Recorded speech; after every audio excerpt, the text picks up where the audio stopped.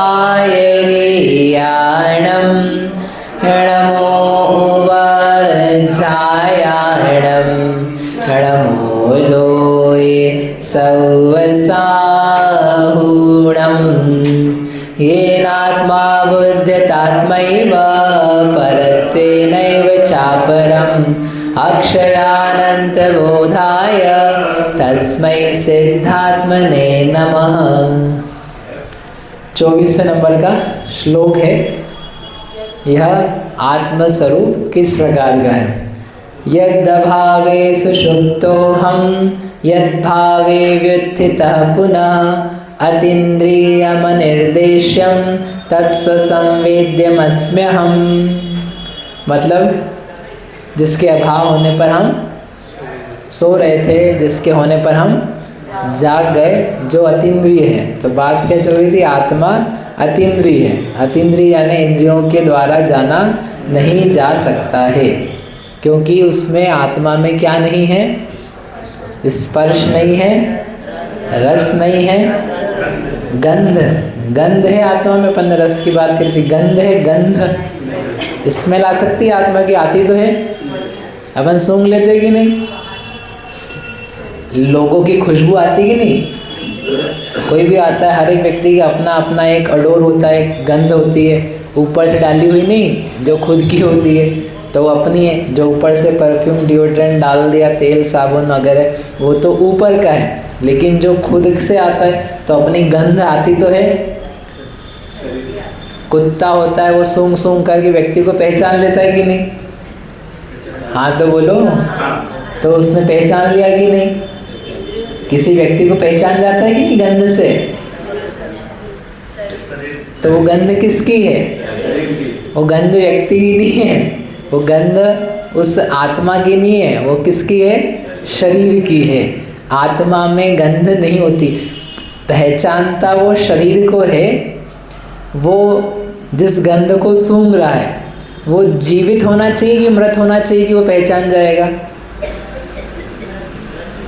वो उसने कोई गंध सूंघाई उसको, फिर उसको बोला जाओ ढूंढो कहाँ है, किस जगह है।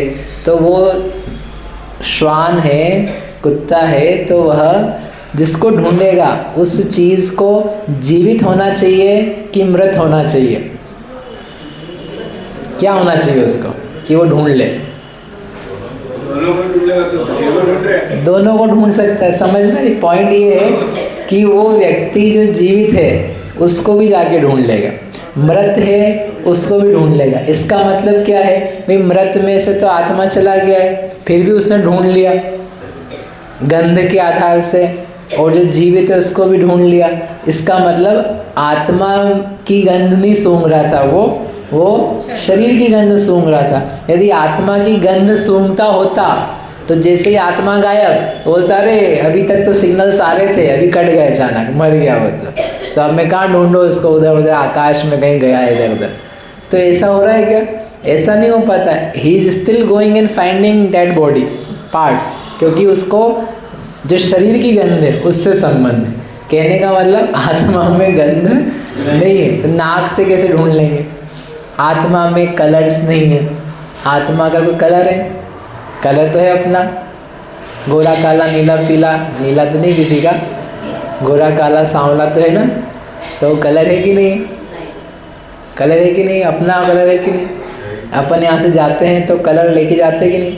अगर कलर हो ना तो पूरी जगह जो है ना पूरी ऐसी भरी हुई दिखे आपको, बोले इधर से काला आत्मा गया है, गोरा आत्मा गया है, जाए बारम्बार सब जा ही रहे हैं, ढेरों, एक दो नहीं, मोहित अनंत, कंटिन्यूसली नॉन स्टॉप आत्माएं घूम रही है यानी मर मर के अनेक दूसरी जगह जन्म लेने जा रही है कंटिन्यूसली।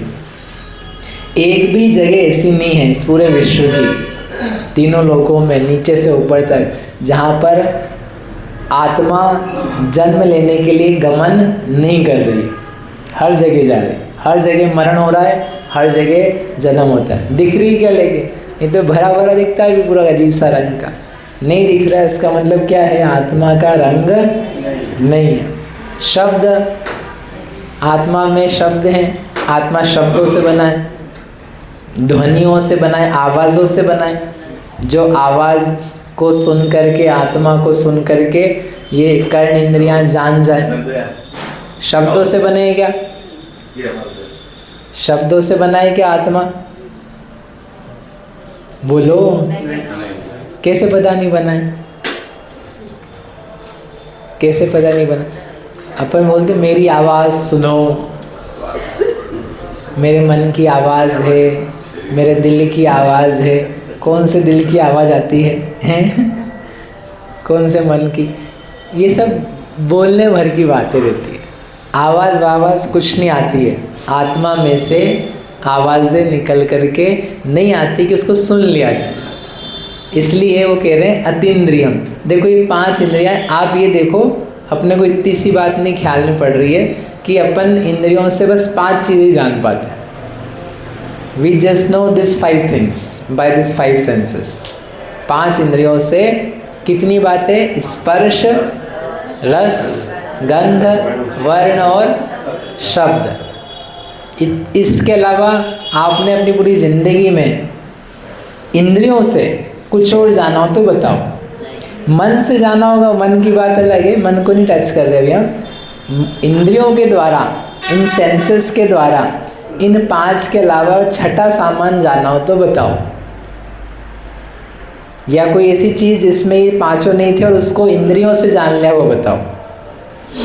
क्या जाना जा सकता है?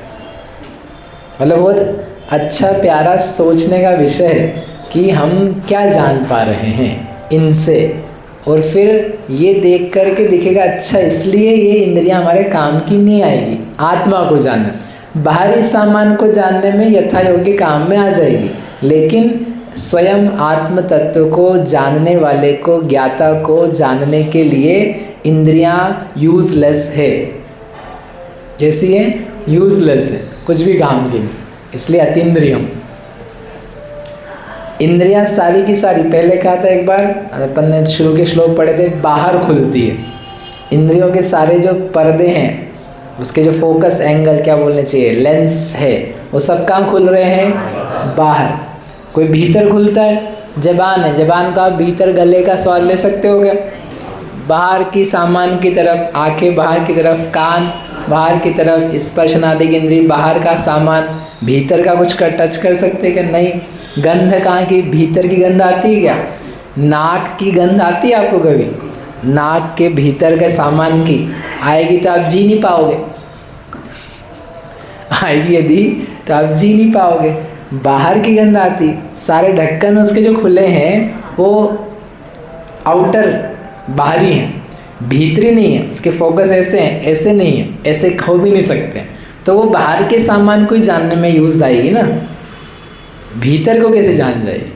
इसलिए अतीन्द्रियम, इसको बता करके बताना चाह रहे कि तुम्हारी इंद्रियों की हेल्प लेना बंद करके किसी और चीज़ की हेल्प लो। कुछ और है, आत्मा का ज्ञान है जिसके द्वारा जाना जाएगा। इसके पहले वाला जो अपन ने 23 पढ़ा था, येन आत्मनानुभूये हम, जिस आत्मा के, आत्मना चैतन्य स्वरूप के द्वारा, अहम अनुभूये, मैं अनुभव करता हूँ। फिर कल बोला था ना, प्रश्न क्या है? फिर हम प्रश्न यानी फिर हम जाने कैसे? 5 इंद्रियों से नहीं जानेंगे तो फिर जान ही नहीं सकते ना। नहीं, जान तो सकते हैं, कैसे? चैतन्यता के द्वारा। किसकी चैतन्यता? स्वयं की चैतन्यता के द्वारा। कौन जानेगा? स्वयं जानेगा, स्वयं को जानेगा कि चेतना यह जो उठती हुई आ रही है ये मैं हूँ।